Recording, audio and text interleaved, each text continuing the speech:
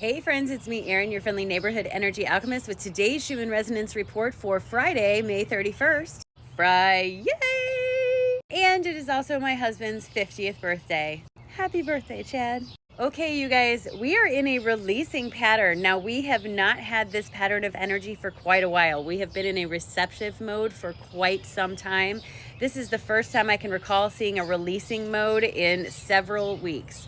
What releasing energy is very low frequency, not quite as high vibrational as this energy that kind of comes in and settles into your chakras that have a lot of density in it. The density in the chakra kind of acts like a magnet for this. What that does is increase it so that it feels like it's pushing to the surface. So in essence, what this does is brings a lot of density to the surface to be released. I am not getting any specific chakra related to this, but I'm seeing an image of all chakras sort of opening to sort of purge this old energy that's coming to the surface, mainly because we've been getting so much new energy and it needs to integrate. We got to make room for it. However, in the process of all of this energy kind of sinking down into the bottom of your chakras and pushing up that old stuff, it can make you very, very emotional and very, very reactive. Especially around those triggers. If you have triggers that you know about, then be aware that today is probably going to be a day where they are constantly being plucked. And that is being done purposely. It's being brought to the surface so that you can acknowledge it and let it go. Because it's no fun to be triggered all the time. Wouldn't it feel better to not have that issue? And as much as I love you, and I do love all of you, lovingly, I will say the eggshells that you drop all over the ground are not my problem, and I'm not going to step around them. So when your triggers are exposed to you, it's there to give you the gift of showing you where there's work yet to be done. Taking control of that, releasing that trigger with inner work or inner child nourishment or whatever works for you is so empowering, because no longer can someone change your mood like that based on just something they said. And let's be honest, it makes it easier for people to have conversations with you too.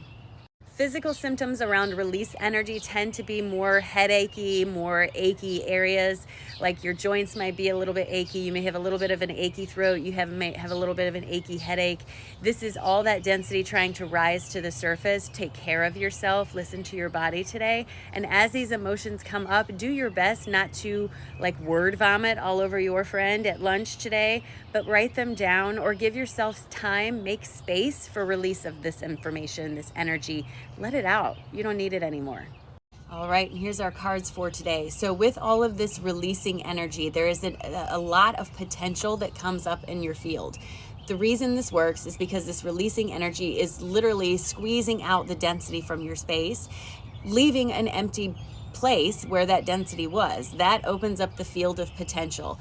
You can integrate new energy that feels better, higher in vibration, is more focused on the future, or you can actually choose to refill it with the same crap that was there before. It's up to you. But as you work on this, you're going to have to stop holding back on your beliefs about how good you can be.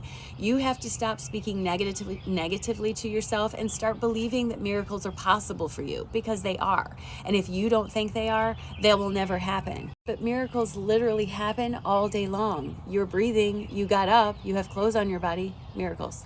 To help feed this field of potential after you plant the seeds of what you want, your dreams and desires, it's important that you start speaking about what you want. The throat is the bridge between the inner and outer worlds. And while I'm not an advocate of trying to defend where you are, don't be afraid to say, if you're in conversation, where you actually want to see yourself in 5 years. Give yourself permission to daydream and really believe it as you put it out there.